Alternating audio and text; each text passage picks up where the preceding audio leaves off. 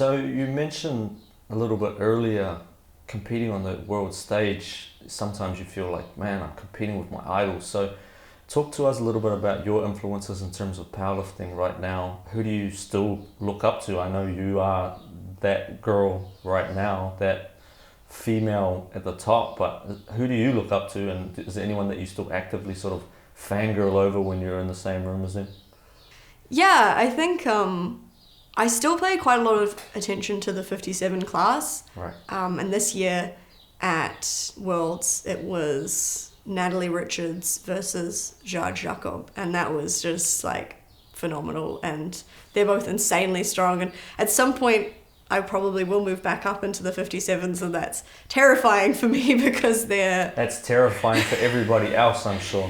they're so strong. Like, they're both incredible, and they're both like really lovely people, and like, yeah, so I admire them a lot.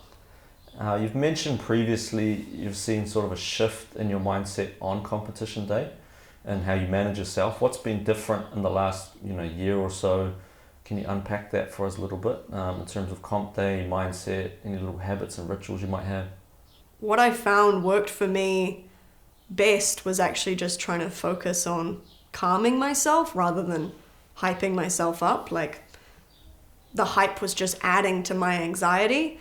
I also just really try to focus on what I'm doing and what I can control, and just trying to do the best that I can and not really put any pressure on myself to achieve a certain outcome. Like, I pay no attention to the numbers during the meet. I'm just focusing on going out there and like doing each of the steps right that will create the right lift, if that makes sense. So like, I have a bit of a process for each lift, and if I can follow those steps, I'm sort of out of my head and I'm in my body, and I just do the movement. Just do that same thing that you do thousands and thousands of times in the gym, but just in a different setting.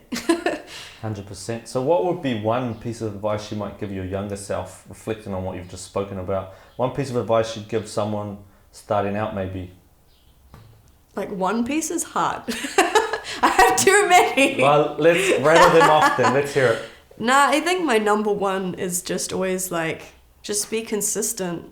Like, just show up and like practice. That is the number one thing for getting better at anything, is just practicing it, just doing it day in, day out. And sometimes in powerlifting, I think it is kind of a game of like last man standing. Like, if you can stick it out and you can stay healthy and you can sort of evolve your motivation so that you don't get burnt out, then you will eventually end up a winner, like, in my eyes. And that's important. So what do you think we can do in New Zealand to make powerlifting more popular and to grow participation? I think like young people is really the future of our sport, and trying to reach out to younger groups I think would be really awesome for powerlifting. We're in with the university age, and we're like starting to break into high school, and I think social media has made a huge difference there, like in reaching younger lifters, because they're all about the Everyone's TikToks. on their phone, yeah. But yeah, I just like the idea that there's something other than those team sports that we kind of get pushed when we're in school.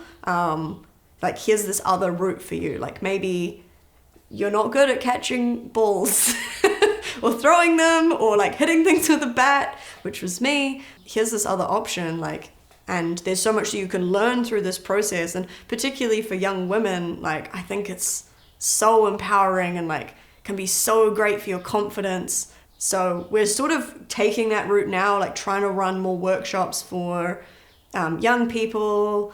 We just ran some workshops the last couple of weekends specifically for women, and like women who maybe have barriers to accessing movement or exercise. So that was super cool, and I hope that like some of them have been bitten by the bug and keep going.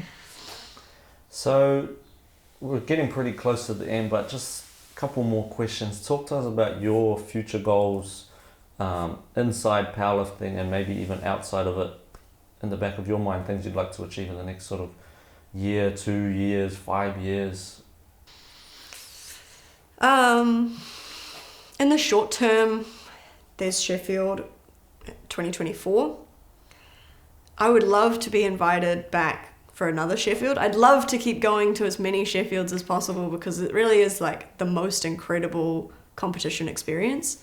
Worlds is on the radar for next year, 2024, and that is the qualifier for World Games, which is sort of like the Olympics, but for sports that don't make it into the Olympics.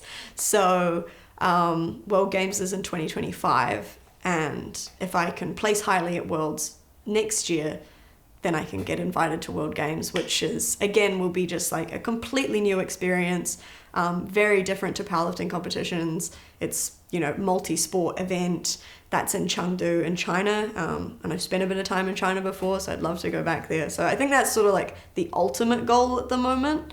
Outside of powerlifting, I've been so lucky in that like powerlifting's given me the opportunity to go to all these places, and it's sort of ended up aligning with my life goals a bit, that like it's opened these doors for me to be able to do that, and hopefully that continues. Like I'd love to move overseas and, you know, continue to kind of bring people into the sport, and still work with young people.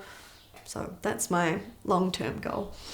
Well, I just want to say on behalf of everybody watching this on the internet, just a massive thank you for sharing part of your story, your insights into the world of powerlifting on the world stage, and letting us, you know, sort of get to know you a little bit better. I just want to say keep on pushing the envelope in terms of what can be achieved, what's possible for female powerlifters at the highest level, and all the best for Sheffield coming up and anything else that comes your way. Thank you, Chris. Thanks for having me.